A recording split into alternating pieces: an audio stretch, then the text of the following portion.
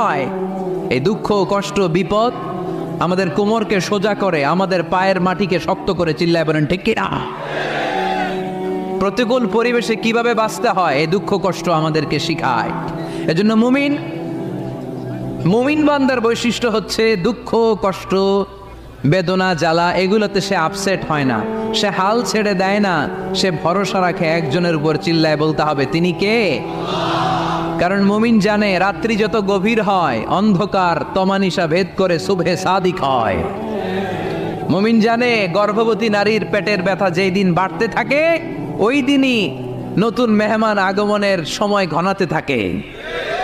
মুমিন জানে তার জীবনে দুঃখ কষ্ট বিপদ যত বাড়তে থাকে সুখের দিন কাছে আসতে থাকে। এজন্য মুমিনের হারাবার কিছু নেই। ইন্না মাআল উসরি ইউসরা, ইন্না মাআল উসরি ইউসরা। নবী হে, কষ্টের পরেই আছে আনন্দ, দুঃখের